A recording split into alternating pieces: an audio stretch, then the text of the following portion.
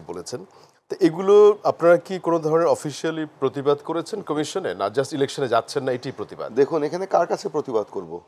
যাদের চোখ থাকতে অন্ধ, যারা, তাদের কাছে প্রতিবাদ করা না করা একই কথা।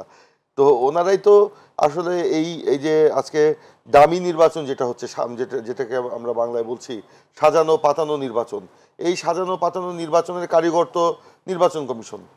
তো ওনারা নিজেরা চোখ বন্ধ করে থাকছেন, চোখ থাকতে অন্ধ। তো ওনাদের কাছে প্রতিবাদ করে কোনো লাভ নেই। আজকে বাংলাদেশের, আমি তো আগেই বলেছি, নির্বাচনী ব্যবস্থা একদম ধ্বংস হয়ে গেছে। এখানে জনগণের স্বাধীন ভোটাধিকারের মধ্য দিয়ে আপনার তার জনপ্রতিনিধি নির্বাচনের যে প্রক্রিয়া, সেটা আজকে নাই হয়ে গেছে। এই সরকার, এই যে বললাম যে স্থানীয় সরকার নির্বাচন, আপনি ধরেন গতকালকেই তো দেখলাম, না আজকে পত্রিকায় দেখলাম যে ইউনিয়ন পরিষদে তারা প্রশাসক নিয়োগের একটা বিল এনেছে। মান্নান ভাই বলতে পারবেন?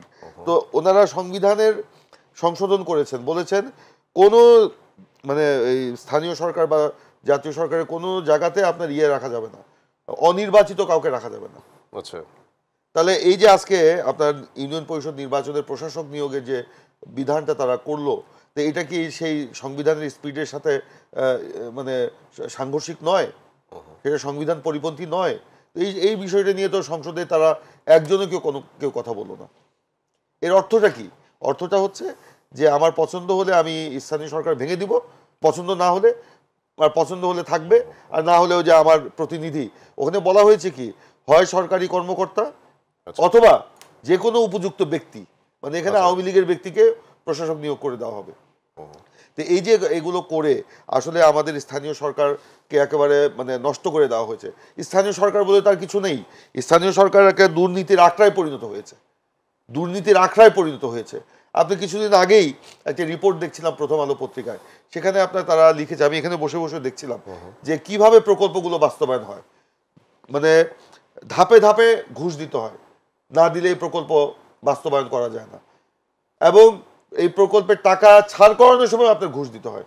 এই ঘুষ যেরকম সরকারি কর্মকর্তারা নেয়, যেরকম স্থানীয় সরকারের নির্বাচিত প্রতিনিধিরা নেয়, সেরকম আওয়ামী লীগ ক্ষমতাসীন দলের নেতারাও নেয়। আপনারা এই যে আপনার একটা ইলেকশনে না পার্টিসিপেট করে আপনি ভাবছেন যে এগুলি কোনো রিফর্ম করা সম্ভব না? জাস্ট শুনেন, এই রিফর্ম করতে হলে যেটা প্রয়োজন, একটি জনপ্রতিনিধিত্বশীল সরকার।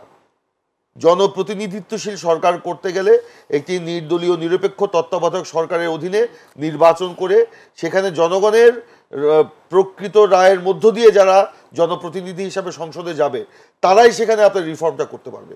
এখানে দামি নির্বাচনের মধ্য দিয়ে, সাজানো পাতানো বা পূর্ব পরিকল্পিত ফলাফল ঘোষণা করার মধ্য দিয়ে যাদেরকে আপনি নির্বাচিত ঘোষণা করছেন, তাদেরকে দিয়ে এটা করা যাবে না। আজকে আমি যেটা বলছিলাম, আমাকে একটা মিনিট সময় দেন একটু। এই যে আমরা নির্বাচনটা যে বর্জন করলাম, এই বর্জন তো করছি কেন? যে এই নির্বাচনে যাওয়া মানে সরকারের একটা ফাঁদ। সরকারের ফাঁদটা কোথায়? সরকারের ফাঁদ হচ্ছে এই যে বিশ্ববাসীকে তারা দেখাবে যে 7 তারিখে আমরা নির্বাচন করেছি। এখন আবার দেখেন বাংলাদেশে একটা নির্বাচনী উৎসব চলছে। এই যে আমি বলছিলাম প্রতীক উঠিয়ে নিল, আবার কারো কোনো বক্তব্য ছিল না। মান্নান সাহেব আমার সাথে একমত হবেন নিশ্চয়ই, যে এই যে নির্বাচনে রঙিন পোস্টার, রঙিন লিফলেট, রঙিন ব্যানার, এটা কিন্তু 91 সাল থেকে এ পর্যন্ত ছিল না। 91 সালে জাতীয় সংসদে সর্বসম্মতিক্রমে আপনার বিল পাস হয়েছিল, সাদা কালো লিফলেট থাকবে, সাদা কালো ব্যানার থাকবে, সাদা কালো পোস্টার থাকবে। কিন্তু আজকে এই রঙিনটা করে এই নির্বাচনকে রঙিন করানো হচ্ছে বিশ্ববাসীকে দেখানোর জন্য। এখানে একটা মানে উৎসব মুখর পরিবেশে নির্বাচন হচ্ছে। এই সাজানো পাতানো উৎসব দেখিয়ে আসলে গণতন্ত্রের উৎসব হবে না, গণতন্ত্রের মৃত্যু ঘটানো হবে।